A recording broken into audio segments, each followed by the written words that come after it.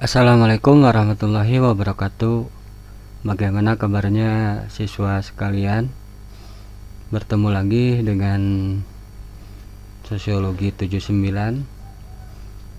Seperti biasa,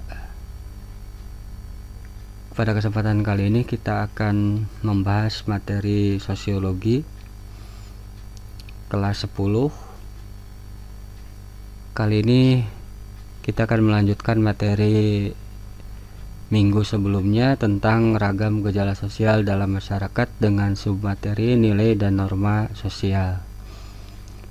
Barangkali sebelum kita memulai materi ini, dari judul kalian bisa sedikit memahami apa yang dimaksud dengan nilai sosial dan norma sosial ya, di dalam masyarakat. Kalian seringkali mendengar kata nilai ya, bernilai, sesuatu yang bernilai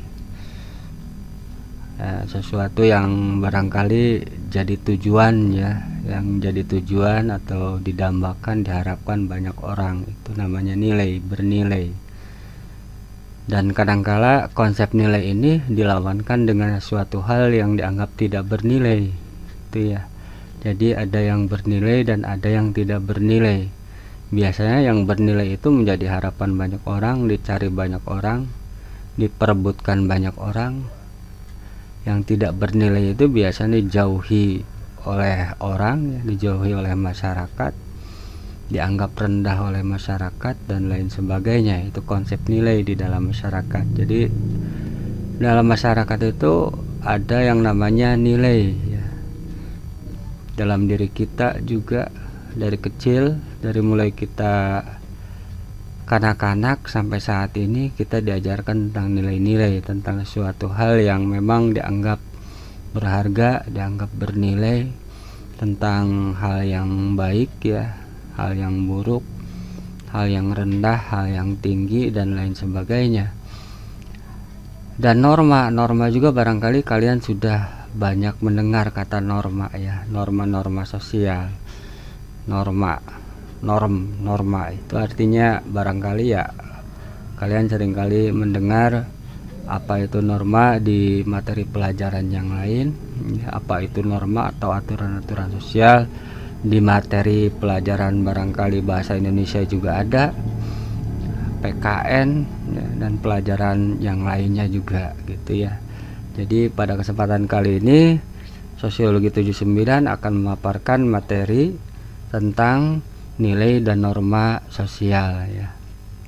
Silakan kalian persiapkan alat tulisnya, barangkali ada hal yang perlu kalian tulis atau ada hal yang perlu kalian pertanyakan ya, atau ada hal yang penting yang belum bisa kalian pahami, bisa kalian catat, kemudian kalian cari sendiri, explore di internet dari beragam macam referensi untuk memperkaya diri, tentunya memperkaya pemahaman kalian tentang konsepsi nilai dan norma sosial di dalam masyarakat. Baiklah, kita mulai saja. Bismillahirrahmanirrahim. Materi kelas 10 bab 3, ragam gejala sosial dalam masyarakat dengan submateri nilai dan norma sosial. Ya, ini tujuan pembelajaran. Jadi tujuan kalian mempelajari materi tentang nilai dan norma sosial adalah setelah kalian mempelajari materi nilai dan norma sosial, kalian bisa menjelaskan nilai dan norma sosial. Menjelaskan itu tidak hanya sekedar tentunya mendefinisikan, tapi bisa mengklasifikasikan, bisa mengurutkan ya, karena banyak ragam stratifikasi atau tingkat-tingkatan nilai dan norma sosial di dalam masyarakat. Jadi setelah kalian mempelajari materi ini, kalian diharapkan bisa menjelaskan apa itu nilai dan norma sosial, konsepsinya yang pertama tentunya ya, definisinya, kemudian pengertiannya yang lebih luas lagi. Tujuan pembelajaran materi tentang nilai dan norma sosial adalah kalian bisa menjelaskan nilai dan norma sosial. Nah, ini ya digambar. Ini termasuk nilai sosial ya. barangkali ya termasuk adat timur, adat kita Indonesia, mencium tangan ya orang yang lebih tua atau orang yang kita hormati, ya bentuk penghormatan, ya ini adalah bentuk penghormatan. Ada juga beberapa pihak yang menentang hal seperti ini, ya terlalu feodalis dan lain sebagainya. Justru dalam konsepsi saya, ya cium tangan, menundukkan tangan, menundukkan kepala ketika melewati atau ya melewati, bersentuhan atau berhubungan dengan orang yang lebih tua itu merupakan adab, ya adab tersendiri untuk kita menundukkan ego atau untuk kita belajar merendahkan diri, ya merendahkan hati, ya berendah hati, tidak sombong di hadapan orang lain, terutama di hadapan orang yang memang kita anggap lebih tinggi kedudukannya dari kita, misalnya guru kita, orang tua kita, ya seperti itu. Jadi tradisi atau adat atau adab cium tangan ini atau menundukkan kepala di hadapan orang yang kita hormati, kita hargai, merupakan semacam strategi, ya strategi dari leluhur kita supaya kita mampu berjalan merendah di muka bumi ini, ya tidak membusungkan dada. Dan ini hal yang sulit, ya makanya orang tua kita zaman dulu mengajarkan hal tersebut, ya kalau orang itu akan sangat gampang kalau seandainya disuruh sombong, ya setiap orang bisa sombong, bisa membusungkan dada. Tapi hal yang teramat sulit kalau seandainya dia diharuskan untuk merendahkan hatinya, ya merendah di hadapan orang lain, ya kalau seandainya setiap orang mampu seperti ini, ya tentunya kehidupan akan berjalan damai dan tentram, ya tidak saling mendahului satu sama lain seperti itu. Jadi ini sebenarnya mekanisme dari leluhur kita supaya kita bisa hidup bermasyarakat dengan cara beradab, ya tentram dan damai. Ini ya dari ilustrasi gambar, termasuk barangkali ya nilai sosial, suatu hal yang berharga, cium tangan itu, ya tentunya dalam suasana atau keadaan kita tidak COVID-19 gitu, ya seperti itu. Nilai dan norma sosial. Nilai sosial, ya kita bahas apa itu nilai sosial terlebih dahulu. Berikutnya kita coba membahas tentang apa itu norma sosial. Dalam sosiologi, nilai didefinisikan sebagai konsepsi pemikiran abstrak dalam diri manusia mengenai apa yang dianggap baik dan buruk, ya. Jadi dalam sosiologi, disiplin ilmu sosiologi, nilai itu didefinisikan sebagai konsepsi abstrak, konsepsi atau pemikiran abstrak. Abstrak itu artinya ya tidak kelihatan abstrak, tapi ada dalam diri kita mengenai apa yang kita anggap baik dan buruk. Itu namanya nilai, ya konsepsi abstrak, ya dalam pikiran kita tentang apa yang kita anggap baik dan buruk. Secara otomatis dari mulai kecil sampai besar kita bisa membedakan mana yang baik dan mana yang buruk, ya itu otomatis dan memang diajarkan, ya dari mulai kita kecil kita disosialisasikan atau diajarkan untuk membedakan mana yang baik dan mana yang buruk.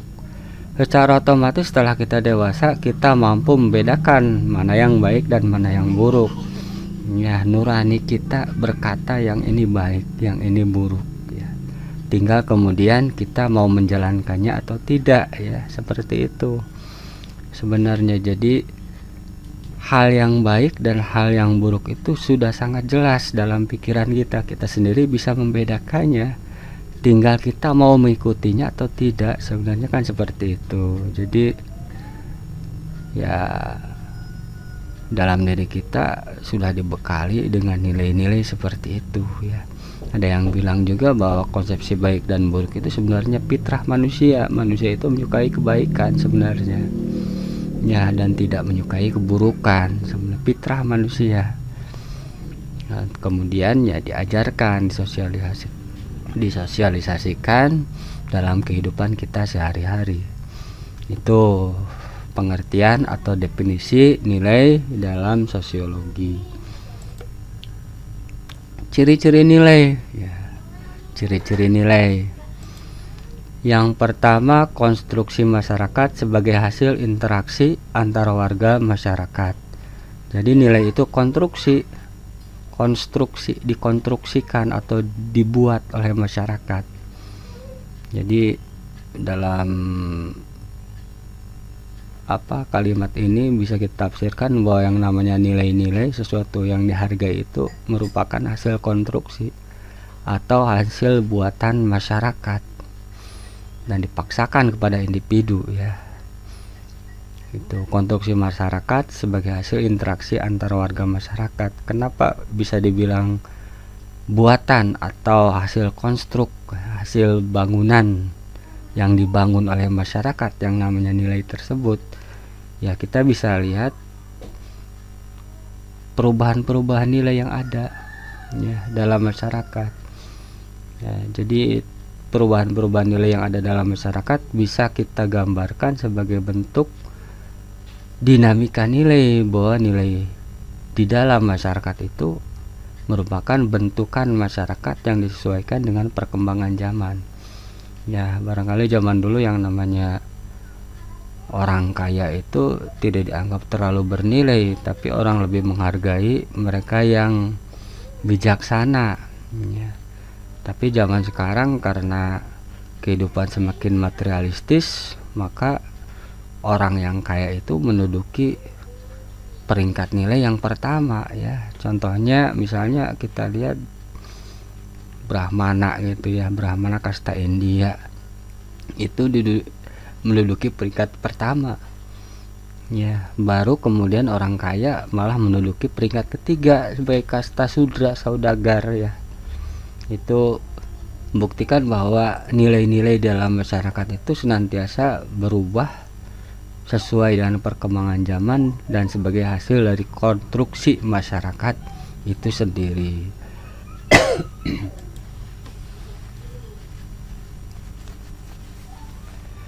Disebarkan antara sesama warga masyarakat, bukan bawaan individu sejak lahir. Jadi nilai-nilai sosial itu ya, jadi disebarkan dari satu individu atau dari satu masyarakat ke masyarakat yang lainnya, atau diwariskan dari satu generasi ke generasi berikutnya, bukan merupakan bawaan sejak lahir. Jadi bukan kodrati sejak lahir yang namanya nilai sosial itu ya, disebarkan antar sesama warga masyarakat, bukan bawaan individu sejak lahir.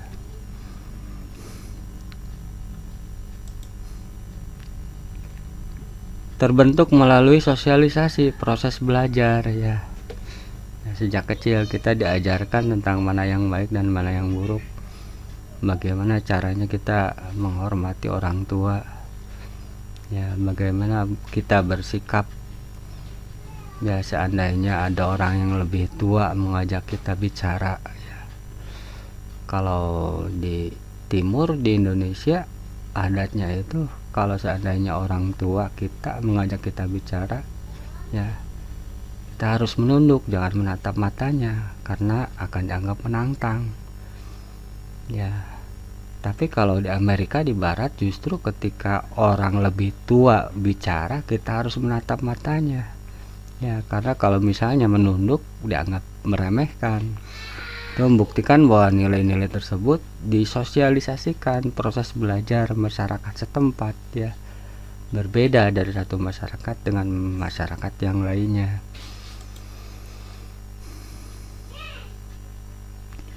Bagian dari usaha pemenuhan kebutuhan dan kepuasan sosial manusia ya. Jadi nilai sosial ini merupakan bagian dari usaha pemenuhan kebutuhan ya.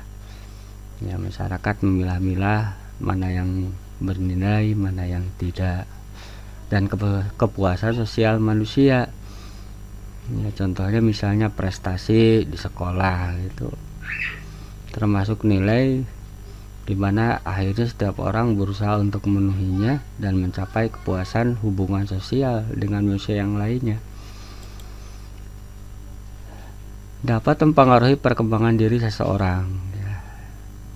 Jadi kalau misalnya konsepsi nilai dalam diri kita baik ya, atau seringkali disebut sebagai etos ya, menilai kejujuran ya, mengutamakan prestasi gitu ya, karena mempengaruhi perkembangan diri kita. Jadi sebenarnya yang namanya kesuksesan atau ketidaksuksesan ya, akan jadi apa diri kita nanti di masa depan ditentukan oleh sistem nilai yang kita punyai. Kalau seandainya sistem nilai yang kita punyai diajarkan sejak kecil baik, maka insya Allah kedepannya individu tersebut akan berkembang menjadi individu yang baik ya. Seperti itu, misalnya dari sejak kecil dari keluarga diajarkan untuk jujur gitu ya, untuk mampu bersaing secara sportif ya, menghormati karya orang lain, seperti itu ya. Nanti setelah besarnya dia akan menjadi orang yang memang sesuai dengan karakter-karakter yang diterapkan semasa dia berada dalam lingkungan ya, lingkungan sosialisasi primernya dalam keluarga, karena keluarga di sini adalah basic ya, basic dari perkembangan diri individu. Setelah keluar dari keluarga ya, setelah masa anak tersebut memasuki sekolah, nanti di sekolah diajarkan tentang nilai-nilai juga.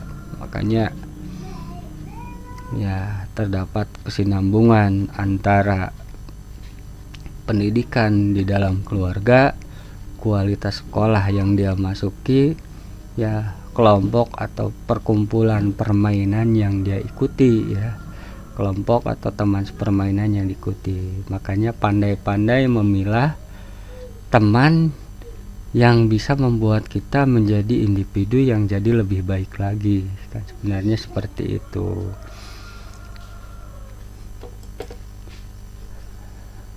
Memiliki pengaruh yang berbeda antar warga masyarakat ya, pengaruhnya berbeda ya, antara masyarakat Indonesia misalnya dengan masyarakat di Amerika, antara masyarakat di Kuningan misalnya dengan masyarakat di Banten, berbeda, memiliki pengaruh yang berbeda antar warga masyarakat, cenderung berkaitan satu sama lain dan membentuk sistem nilai. Jadi nilai-nilai dalam masyarakat itu membentuk satu sistem, namanya sistem nilai. Antara nilai yang satu dengan nilai yang lainnya saling berkaitan ya, satu sama lain. Ketika salah satu nilai yang dianut oleh seorang ternodai ya, misalnya seorang dianggap tidak bernilai dalam satu nilai, maka secara otomatis akan merusak nilai-nilai yang lainnya ya. Seringkali masyarakat membentuk yang namanya stigma atau label terhadap seseorang, pada barangkali cacatnya hanya satu nilai saja. Ada istilah nodas titik ya, nilas titik ya, hancurlah susu sebelangga gitu ya, atau kemarau setahun ya, hilang dengan hujan sehari ya, seperti itu. Ini karena sistem nilai di dalam masyarakat tersebut membentuk yang namanya sistem nilai, berkaitan satu sama lain.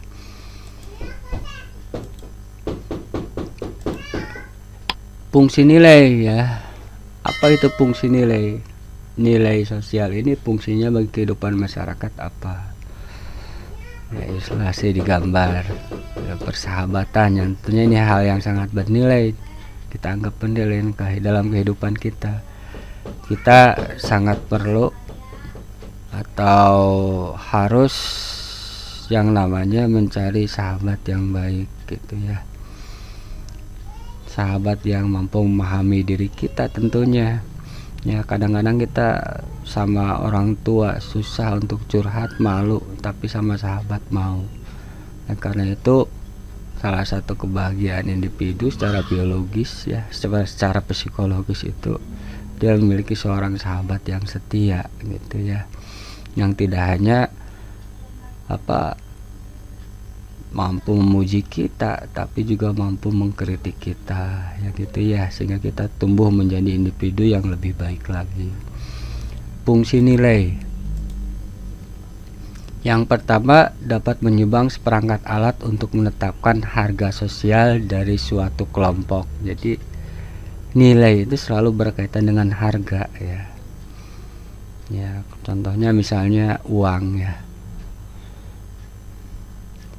Jadi ketika kita membeli sesuatu ya tentunya ada harganya ya, ada nilainya seperti itu.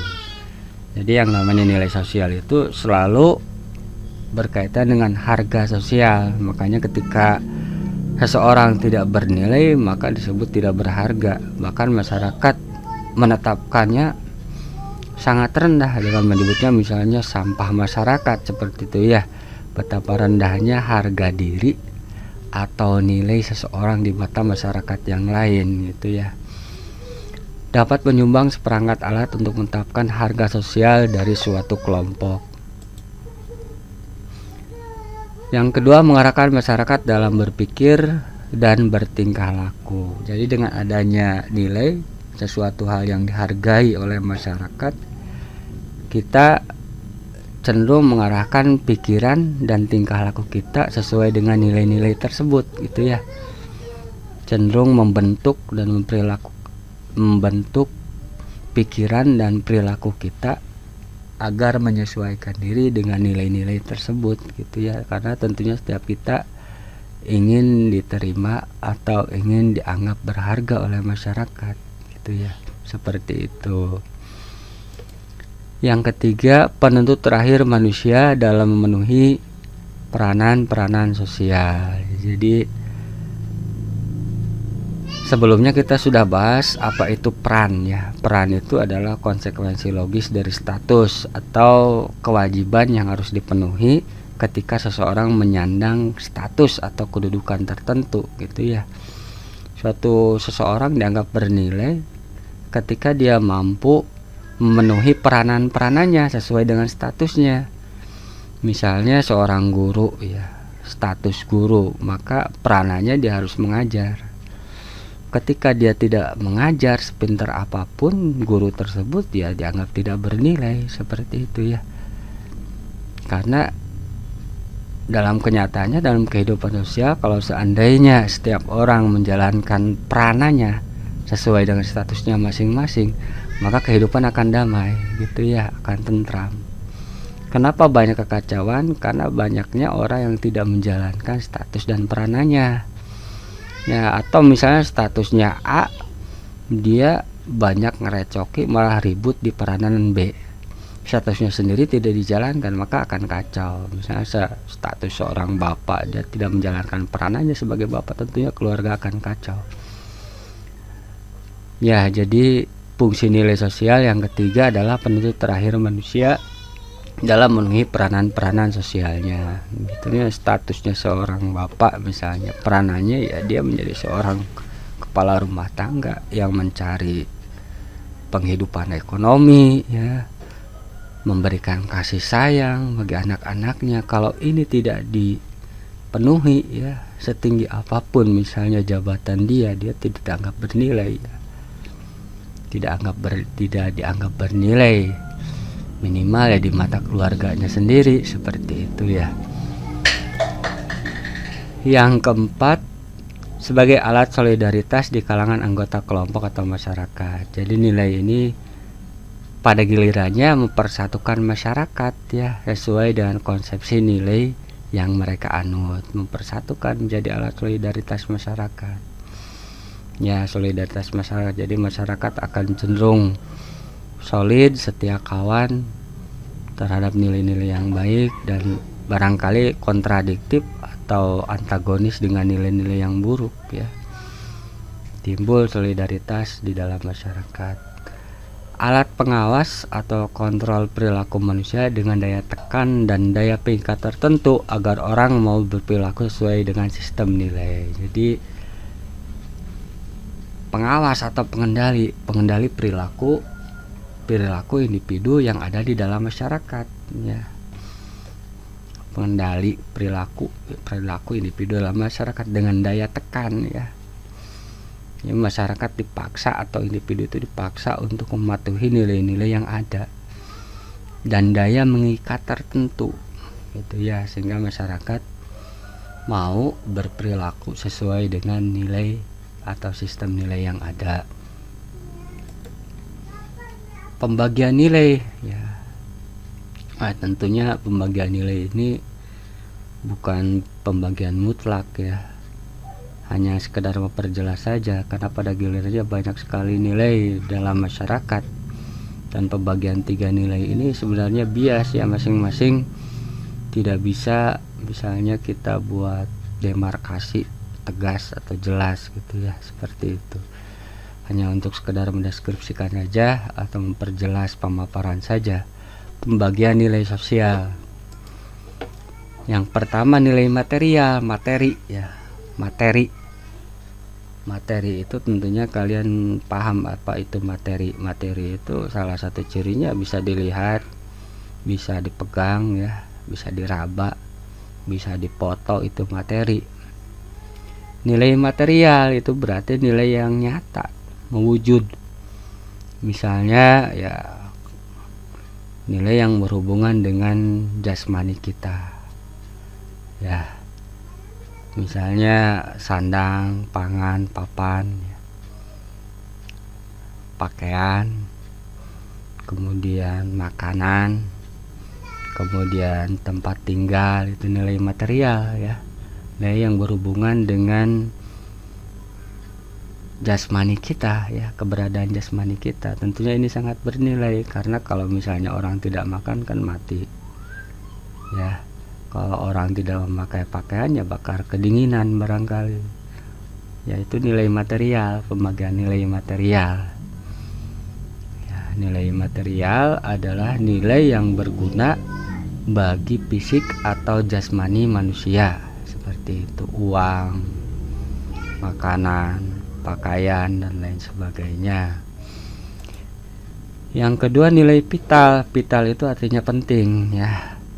Ya, setiap nilai tentunya penting, tapi nilai vital dalam pengertian di sini itu adalah apa, sesuatu atau alat yang dianggap penting atau berharga atau vital dalam menunjang pekerjaan kita sehari-hari, yaitu namanya nilai vital. Ya, semua nilai tentunya dianggap vital, dianggap penting. Cuman nilai vital dalam pengertian ini adalah segala sesuatu atau alat atau apapun yang menunjang atau vital atau penting dalam menunjang pekerjaan atau aktivitas kita sehari-hari, itu namanya nilai vital. Contohnya misalnya nilai vital itu adalah cangkul bagi seorang petani ya. Petani nggak mungkin bisa bekerja tanpa cangkul ya, atau sabit ya, atau misalnya pulpen bagi siswa, buku bagi siswa, itu nilai vital. Sesuatu yang dianggap vital yang menunjang aktivitas atau pekerjaan kita, itu namanya nilai vital. Motor bagi tukang ojek misalnya ya, apa namanya tukang ojek kalau nggak punya motor gitu ya, seperti itu. Becak bagi tukang becak, itu nilai vital, itu namanya nilai vital gitu ya. Kemudian nilai kerohanian, yaitu yang terdiri dari nilai kebenaran, nilai keindahan, nilai kebaikan atau nilai moral, dan nilai religius. Rohani itu unsur dalam kita, jiwa kita barangkali ya, karena tentunya manusia tanpa ruh ya namanya mayit atau orang mati gitu ya. Ya, atau manusia tanpa materi ya, hanya ruh saja, itu namanya barangkali ya kalau bahasa Sundanya jurig ya. Jadi manusia itu makhluk yang terdiri dari jasmani dan rohani, ya, terdiri dari hardware dan software. Ya, hardware saja tanpa software namanya rongsokan, ya.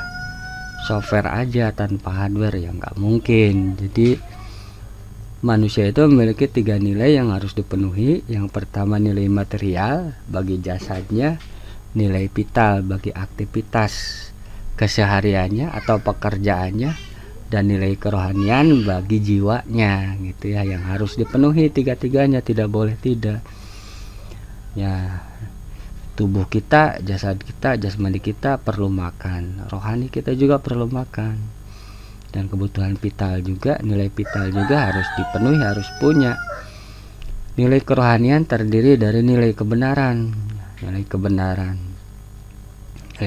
ini penting, ya, bagi rohani kita. Kenapa kemudian sekarang banyak orang yang kayak orang sakit, ya, marah-marah di media sosial?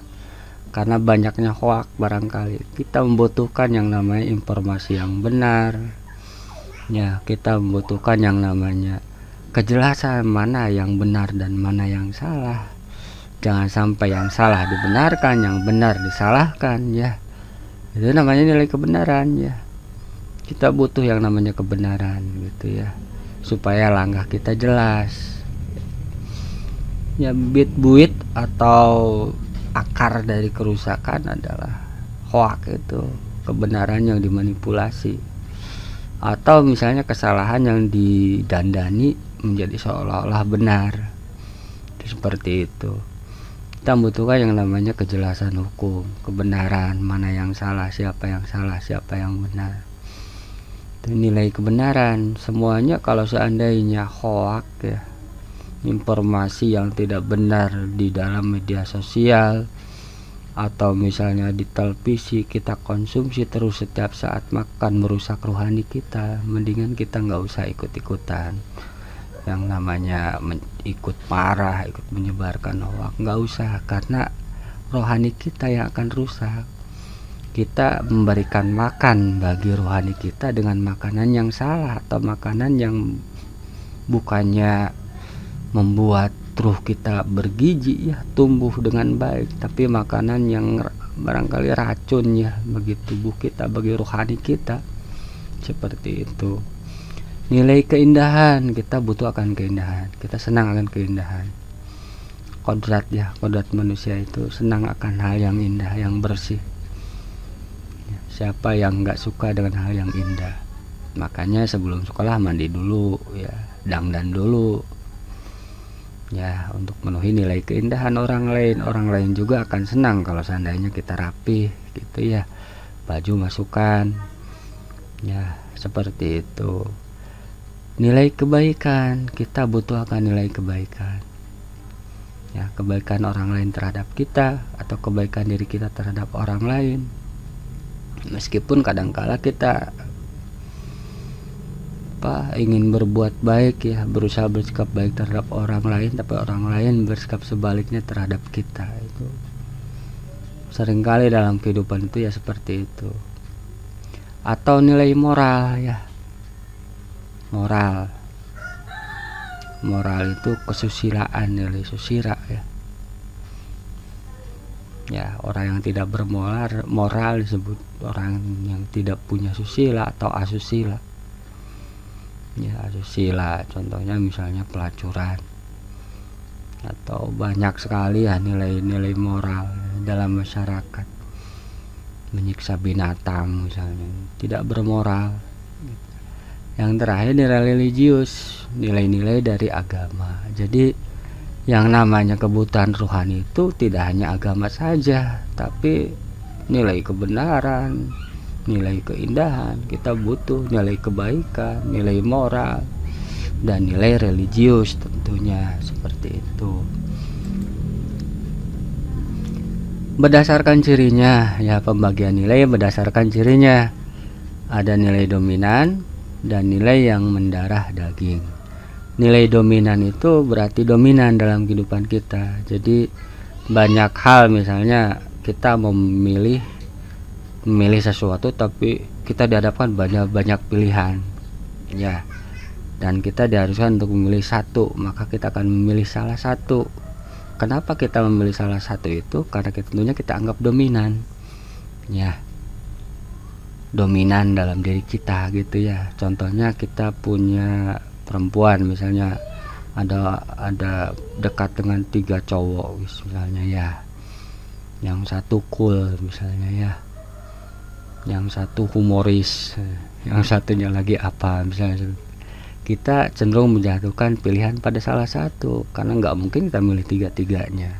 Kenapa kita memilih yang satu itu? Tentunya karena nilai-nilai yang kita anut, yang kita anggap dominan, dia itu memenuhi atau mewakili dari ketiganya gitu ya, nilai dominan itu ya. Jadi nilai yang kita anggap prioritas dari semua nilai yang ada. Misalnya kita mau berangkat sekolah, diajak oleh temen bermain sepak bola misalnya. Sepak bola itu kegemaran kita, tapi kemudian kita memilih untuk sekolah karena kita anggap sekolah itu lebih dominan atau lebih menjadi prioritas bagi kehidupan kita. Ya, ini pembagian nilai berdasarkan cirinya. Kemudian yang kedua, nilai yang mendarah daging. Nilai yang mendarah daging itu nilai yang sudah menjadi darah dan daging kita ya, kebiasaan barangkali ya. Nilai yang sudah menjadi darah dan daging kita karena barangkali kebiasaan, atau barangkali karena memang bawaannya seperti itu. Contohnya ya, seorang ibu yang rela untuk membiarkan tubuhnya terbakar demi menolong anaknya yang masih di dalam ketika rumahnya terbakar misalnya, seperti itu ya. Itu nilai yang mendarah daging ya dalam diri kita. Atau seorang bapak yang rela panas-panasan ya untuk menafkahi keluarganya misalnya, itu nilai yang mendarah daging. Berikutnya, beberapa ahli juga membagi nilai atas nilai imaterial dan nilai material. Jadi ada beberapa ahli juga yang membagi nilai berdasarkan nilai yang berwujud dan tidak berwujud atau material dan imaterial.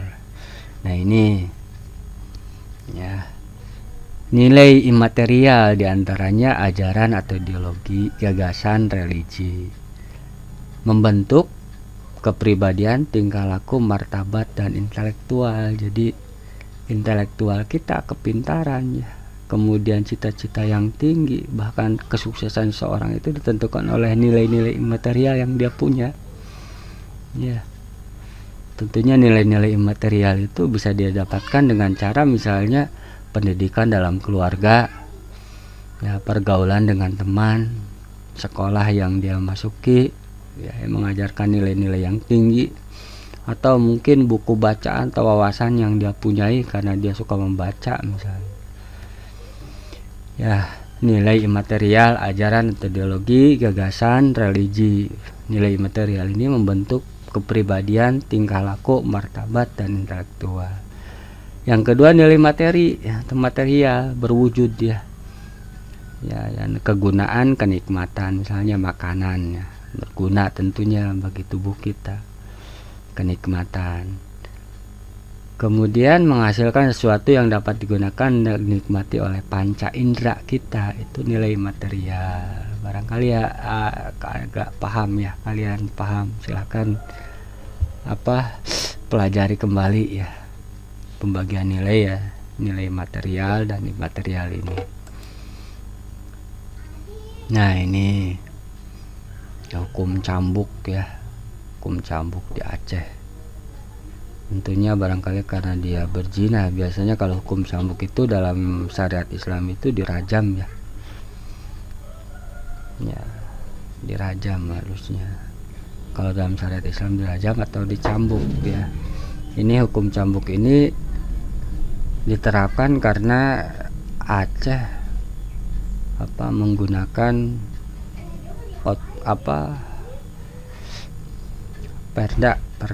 perda syariah ya, syariah Islam. Kenapa seperti itu? Karena Aceh merupakan daerah otonomi khusus ya, yang diberikan oleh pemerintah, sehingga setiap warganya yang melakukan pelanggaran akan dikenai sanksi sesuai dengan hukum-hukum yang terdapat dalam syariat Islam. Salah satunya hukum cambuk ini. Ya, hukum cambuk ini terjadi barangkali karena pelanggaran atau perzinahan, seperti itu. Norma sosial ya, aturan sosial, norma aturan ya.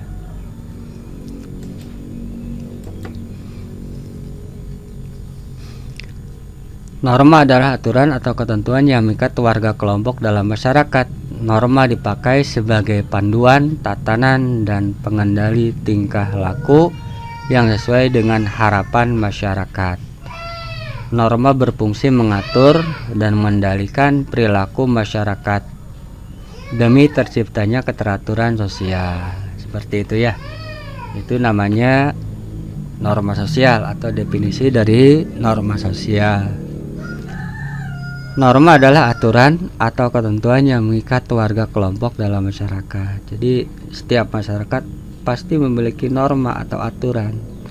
Tujuannya untuk mengikat warga masyarakat tersebut ya dalam satu kesatuan ya. Norma dipakai sebagai panduan ya. Panduan itu pedoman ya, pedoman dalam bertingkah laku, tatanan, pencipta keteraturan, dan pengendali tingkah laku yang sesuai dengan harapan masyarakat ya. Jadi norma ini dibuat agar setiap warga masyarakat bertingkah laku atau berkelakuan sesuai dengan apa yang diharapkan oleh masyarakat tersebut. Norma berfungsi mengatur dan mengendalikan perilaku masyarakat demi terciptanya keteraturan sosial. Jadi aturan-aturan yang ada dalam masyarakat itu sengaja diciptakan, tujuannya tentunya untuk menciptakan keteraturan ya, kedamaian atau keharmonisan hidup dalam masyarakat ya, seperti itu. Jadi aturan itu diciptakan untuk kita sendiri ya, supaya hidup masyarakat tentram, tertib, teratur gitu ya. Seperti itu. Ketika setiap orang melanggar aturan tentunya akan timbul kekacauan ya.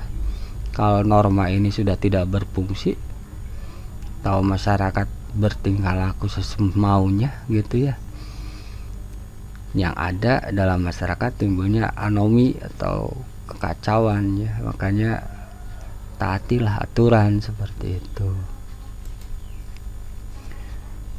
Norma sosial yang mengatur masyarakat bersifat formal dan non formal. Jadi yang namanya aturan itu ada yang formal dan non formal. Aturan yang formal biasanya tertulis ya dalam bentuk misalnya KUHP ya, Kitab Undang-Undang Hukum Pidana, Kitab Undang-Undang Hukum Perdata, dan lain sebagainya gitu ya. Formal ini bisa diformalkan, dicatat jelas ya poin-poinnya. Dan ada juga aturan-aturan bersifat non formal, tidak tertulis di dalam masyarakat, dan jumlahnya jauh lebih banyak.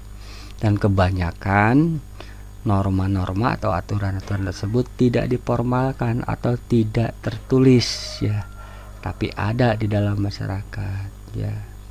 Karena pada dasarnya kehidupan kita sendiri adalah aturannya, dari mulai kita bangun tidur sampai tidur kembali isinya semuanya aturan ya, mengatur harus gini harus gitu, nggak boleh begini nggak boleh begitu ya, aturan semua seperti itu. Tingkatan norma ya, tingkatan itu tentunya kalian bisa membayangkan yang namanya tingkatannya. Kalau tingkatan itu berarti ada yang tertinggi, ada yang di bawah, ada yang paling atas, ada yang paling bawah. Tentunya yang paling atas akan dihormati dan paling bawah bisa jadi diabaikan gitu ya, tidak diabaikan. Tingkatan norma sesuai dengan daya ikat ya. Jadi maksudnya aturan-aturan yang seberapa kuat mengikat masyarakat tersebut ya. Tentunya disesuaikan dengan sanksinya, makin tegas atau makin sadis ya, atau makin berat sanksinya ya, atau makin berat dampaknya bagi individu tersebut, itu aturan tersebut makin tidak mau dilanggar atau menduduki kedudukan yang tinggi, makin tinggi ya di dalam masyarakat. Di sini tingkatan norma dari mulai yang paling rendah ya, daya ikatnya paling lemah dalam masyarakat. Di antara yang pertama cara atau usage. Contohnya misalnya ya cara ini saling sendawa ya setelah makan. Itu ya, ini tentunya kita akan nggak enak ya, dan tentunya orang sekeliling akan memandang kita dengan wajah yang nggak senang. Tapi sebatas itu, tidak kemudian orang sendawa di penjara gitu ya. Jadi atau misalnya kentut tidak sengaja gitu ya, di hadapan dengan banyak orang kita kentut ya, seperti itu. Tidak mungkin kemudian tembak mati orang yang kentut ya, hanya dicemooh barangkali ya, dicemooh atau ya dicibir sama orang lain. Itu namanya cara. Yang kedua kebiasaan. Kebiasaan ini daya ikatnya atau tingkat sanksinya lebih mengikat atau lebih berat daripada cara, setingkat lebih berat daripada cara kebiasaannya. Jangan kita melanggar kebiasaan atau adat istiadat dalam masyarakat. Kebiasaan misalnya ya barangkali kita terbiasa misalnya cium tangan ya apa orang tertentu ya, tiba-tiba kita enggak, atau tidak menundukkan kepala, atau tidak mengucapkan punten ya ketika lewat di depan orang banyak. Itu kebiasaan. Kemudian tata kelakuan ini lebih berat ya. Jadi orang yang melanggarnya bisa dikenai sanksi penjara ya. Tata kelakuan atau mores misalnya ya seperti di gambar tadi ya, di gambar belakang itu hukum cambuk karena berzina, penjara karena mencuri. Itu tata kelakuan atau mores. Kemudian yang terakhir adat istiadat.